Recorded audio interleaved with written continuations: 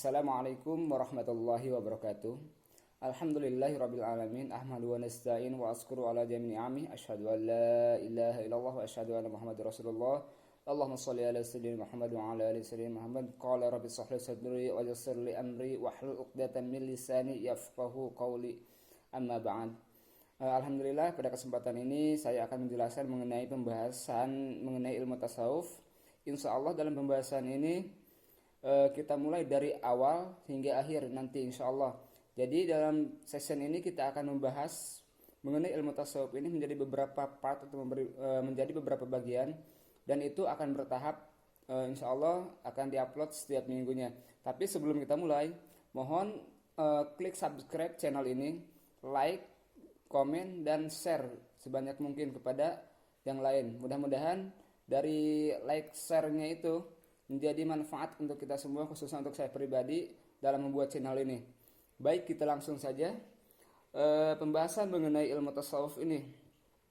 Sebagaimana disebutkan Ibnu Khaldun, bahwa manusia itu memiliki panca indera atau anggota tubuh seperti akal, hati, dan potensi ini harus bersih dari berbagai hal penyakit-penyakit, baik itu secara zahir bagi badan maupun penyakit batin bagi hati.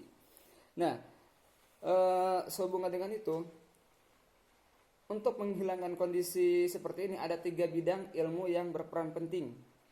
Pertama itu yaitu disebut dengan ilmu fikih. Fikih itu apa sih sebetulnya? Nah, fikih ini tujuannya adalah berperan dalam membersihkan dan menyehatkan panca indera dan anggota tubuh. Istilah yang digunakan fikih untuk membersihkan dan menyehatkan panca indera dan anggota tubuh ini adalah toharoh salah satunya. Makanya dalam ilmu fikih itu bab yang pertama dibahas adalah bab toharoh atau bab bersuci. Karena fikih banyak berurusan dengan dimensi lahiriah dari manusia itu sendiri. Yang kedua yaitu filsafat. Nah, menurut Ibnu Khaldun, filsafat ini juga penting dipelajari. Nah, perannya apa? Perannya di sini itu menggerakkan, menyehatkan, dan meluruskan akal pikiran supaya akal manusia tetap sehat dalam berpikir, supaya akal manusia tetap cenderung pada kebenaran. Maka ilmu filsafat ini penting dipelajari. Nah, itu. Nah, filsafat itu banyak berurusan dengan dimensi metafisik. Artinya apa? Dalam rangka menghasilkan konsep-konsep yang menjelaskan inti tentang sesuatu. Artinya cara berpikir logika kita itu diasah dalam ilmu filsafat ini. Nah, contohnya apa? Contohnya adalah alat tulis. Pulpen itu adalah alat tulis. Nah, hal ini tentu mencakup mengenai semua alat tulis. Jadi pulpen, spidol itu termasuk alat tulis. Jadi konsep yang dibangun oleh ilmu filsafat ini sebetulnya lebih cenderung pada logika atau penalaran ataupun nalar manusia dalam berpikir. Nah, sedangkan ilmu tasawuf itu banyak cenderung lebih pada ilmu batin atau esoterik manusia. Nah, ada 3 potensi dalam diri manusia itu. Nah, intinya tasawuf ini adalah bagaimana cara kita membersihkan hati kita dari kotoran-kotoran seperti ujub, riya, takabur, dan hasud. Itu termasuk penyakit-penyakit hati yang harus kita bersihkan dalam diri kita. Dan itu peran penting ilmu tasawuf. Nah, dalam Al-Quran itu dijelaskan bahwa dialah yang menciptakan kamu dan menjadikan bagi kamu pendengaran, penglihatan, dan hati. Tetapi amat sedikit kamu bersyukur. Artinya apa? Artinya Allah sudah menjelaskan, sudah memberikan kita semua, khususnya manusia, itu berupa pendengaran, penglihatan, dan hati ini. Tujuannya apa? Tujuannya untuk mengesahkan Allah Subhanahu wa taala, menyadari keberadaan Allah Subhanahu wa taala dalam setiap langkah kita, dalam setiap kehidupan kita. Itulah tujuan dari makna tasawuf itu. Nah, pada ayat tersebut itu terdapat kata al-afidah. Al-afidah itu maksudnya apa? Itu hati yang di sini sanubari. Yang diartikan hati itu menurut penjabaran umumnya. Nah, dalam kamus bahasa Arab itu al-afidah itu berarti jamak dari kata fuad, itu sama juga hati. Al-afidah dan fu'al itu sama. Jadi kalau fu'al itu bentuk mufradnya, kalau afidah itu bentuk jamaknya atau pluralnya itu. Nah, sedangkan beda istilah menunjukkan hati itu cara kerjanya. Kalau hati ini disebut kolbu itu hati biasa yang kurang lebih beratnya 1 kilo atau 2 kilo itu namanya hati. Sedangkan al-fu'ad itu adanya di sanubari. Jadi hati itu lebih cenderung pada isinya. Sanubari itu supaya hati kita menjadi bersih, supaya hati kita menjadi lapang dari penyakit-penyakit hati.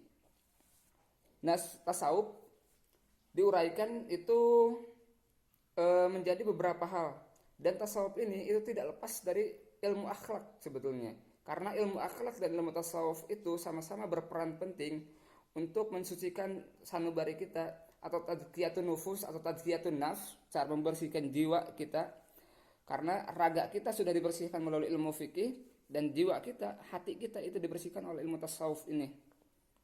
Ada beberapa pengertian mengenai ilmu tasawuf ini. Itu istilah ini sebetulnya banyak dihubung-hubungkan para ahli dalam menjelaskan tasawuf. Jadi tasawuf ini banyak pengertian, banyak maknanya, dan itu tidak hanya satu. Adapun kata tasawuf ini ada yang mengatakan dari kata as-sufah. As-sufah itu apa sih? Yaitu orang yang ikut pindah dengan Nabi dari Mekah ke Madinah, itu kata as-sufah. Sedangkan kata suf itu kain wol. Karena para ahli tasawuf ini itu menggunakan kain dari wol yang kasar, karena mereka tidak memerlukan atau tidak menginginkan kemegahan dunia, sehingga mereka menggunakan kain yang kasar dari wol, dan itu disebut suf. Nah, keseluruhan kata ini bisa saja dihubungkan dengan tasawuf. Kata al-sufah, orang yang ikut pindah dengan Nabi dari Mekah ke Madinah, itu juga sufah. Nah, misalnya menggambarkan keadaan orang yang rela mencurahkan jiwa raganya, harta bendanya, dan lain sebagainya hanya untuk Allah. Itu al-sufah, orang-orang sabiqun al-awalun yang ikut hijrah bersama Nabi SAW dari Mekah ke Madinah.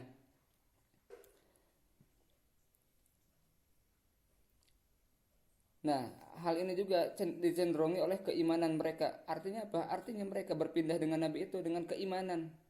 Tidak hanya bualan, tidak hanya kosong, tidak hanya ikut-ikut saja, tapi dengan keimanan pada Allah Subhanahu wa taala, bahwa mereka mencari keridhaan Allah, mereka mencari keridhaan Rasulullah, dan mereka ingin bersama dengan Rasulullah baik di dunia maupun di akhirat. Itu tujuan mereka hijrah dari Mekah ke Madinah. Dari segi linguistik atau kebahasaan, kata tasawuf ini sendiri sebetulnya banyak.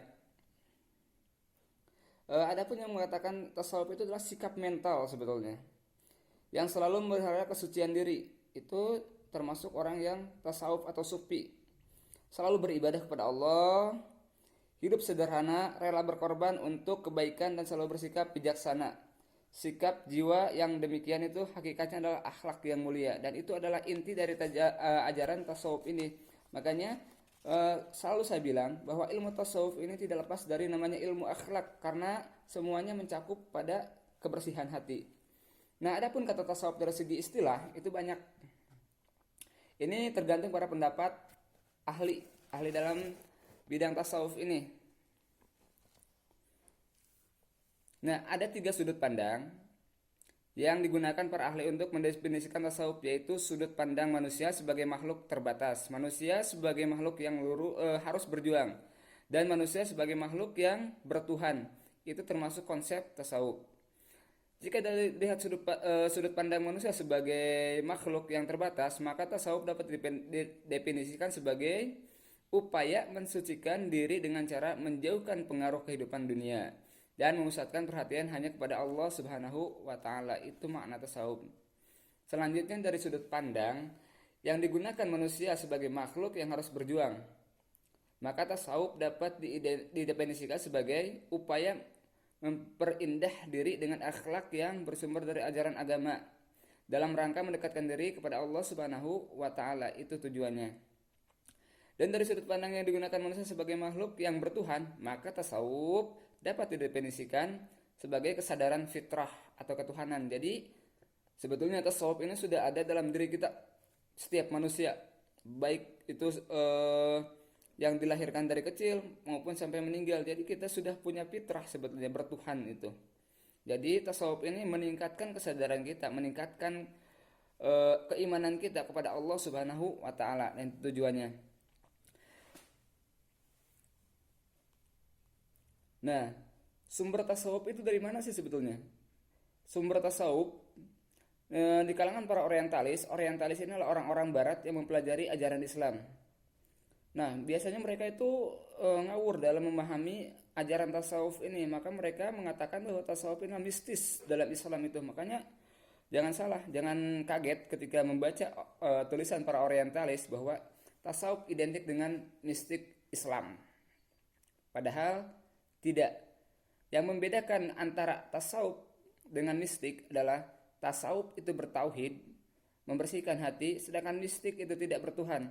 Mereka mempercayai semua golongan, semua apapun. Dan diidentikan juga tasawuf ini dengan agama-agama yang lain. Seperti katanya ada tasawuf itu seperti orang Hindu. Kenapa? Karena orang Hindu suka hidup bertapa, dan orang Sufi juga sama bertapa. Ada juga yang mengatakan bahwa tasawuf itu sama dengan orang Nasrani. Kenapa? Karena mereka juga meyakini adanya penjelmaan. Ini juga salah. Lalu apa sih bedanya antara tasawuf Islam dengan tasawuf yang lain? Perbedaannya adalah tauhid. Orang Hindu mereka tidak bertauhid, orang Nasrani mereka tidak bertauhid, karena konsep Nasrani itu Tuhannya 3, sedangkan kita Tuhannya hanya Allah Subhanahu wa taala. Nah, dari unsur-unsur itu banyak dijelaskan oleh para orientalis yang salah kaprah memahami mengenai ajaran tasawuf ini. Sebetulnya dari sudut pandang Islam, ajaran tasawuf itu mengatur kehidupan yang bersifat lahiriah dan jasadiah. Jadi tidak hanya jasad saja yang diperhatikan dalam ilmu tasawuf ini. Ternyata dalam tasawuf ini kita harus zahir itu bersih. Bersih seperti apa? Karena dalam ilmu tasawuf itu tidak boleh lepas dari namanya ilmu syariat, ilmu fikih. Maka salah ketika ada orang yang mengatakan bahwa dalam konsep tasawuf itu hanya bertasawuf tanpa bertauhid atau tanpa adanya ilmu fikih itu boleh, dan itu ternyata salah. Dalam konsep tasawuf itu wajib kita bertauhid pada Allah Subhanahu wa taala. Kita juga wajib menjalankan syariat yang digariskan oleh Rasulullah Shallallahu alaihi wasallam. Dan kita pun wajib menggunakan istilahnya hati kita dalam memahami hal-hal yang berkaitan baik itu zahiriyah dan batiniyah yang berkaitan dengan ilmu tauhid, ilmu fikih dan ilmu tasawuf ini. Jadi lengkap, semua sumber berada dalam ilmu tasawuf ini. Nah, dari sudut pandang yang lain, sebetulnya dalam konsep tasawuf ini kita diajarkan berbagai hal atau berbagai kondisi, baik itu secara fisik, lahiriah maupun secara batiniyah. Allah Subhanahu wa taala banyak menjelaskan dalam Al-Qur'an mengenai ajaran-ajaran tasawuf ini, juga dalam hadis Rasulullah Shallallahu alaihi wasallam. Tapi insya Allah tidak akan kita bahas dalam kesempatan kali ini. Insya Allah kita akan membahas dalam kitab-kitab yang lain. Dalam pertemuan yang lain. Nah, selanjutnya dalam kehidupan Nabi Shallallahu alaihi wasallam terdapat petunjuk yang menggambarkan sebagai seorang sufi. Lalu bagaimana Rasulullah Shallallahu alaihi wasallam menjalankan keadaan sufi ini? Bisa dilihat dari keadaan Rasulullah Shallallahu alaihi wasallam. Beliau itu hidup sederhana, tidak pernah bermegah-megah, tidak pernah bermewah-mewah dalam hidupnya. Bahkan ada kisah suatu ketika Umar bin Khattab radhiyallahu anhu bertamu kepada Rasulullah Shallallahu alaihi wasallam. Kebetulan Rasulullah Shallallahu alaihi wasallam ketika itu sedang tidur, dan dia melihat keadaan Rasulullah Shallallahu alaihi wasallam. Dia memperhatinkan ketika bangun tidur, beliau punggungnya penuh dengan pelapak dari pelepah kurma atau daun kurma, karena beliau itu tidur di pelepah kurma. Masya Allah, sampai seperti itu Rasulullah. Abu Umar bin Khattab ketika itu menangis, ya Rasul, bagaimana keadaan kau seperti ini, sedangkan kau orang termulia, Nabi termulia, tapi engkau tidak pernah sedikit pun ingin kehidupan dunia. Apa kata Rasul? Sesungguhnya kehidupan dunia ini hanya semata, dan aku ingin kehidupan yang lebih kekal, yaitu akhirat. sampai menangis sahabat Rasulullah SAW seperti itu. Dan itu terlihat dari kehidupan yang sederhana dari Rasulullah SAW. Nah, selama di Gua Hiro juga Rasulullah SAW istilahnya dalam kajian kita itu menyepi atau bertafakur dalam Islam itu. Artinya apa? Artinya memikirkan keadaan kaumnya ketika itu yang mereka selalu menyembah berhala. Rasulullah SAW bertapa atau bertafakur di Gua Hiro itu berbulan-bulan,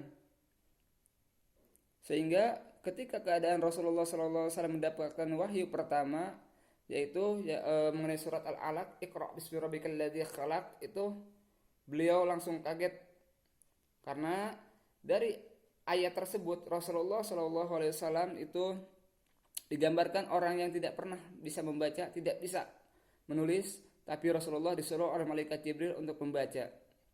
Dan itulah ayat pertama yang digambarkan oleh Allah Subhanahu wa taala yang diturunkan oleh Allah kepada Rasulnya Nabi Muhammad SAW.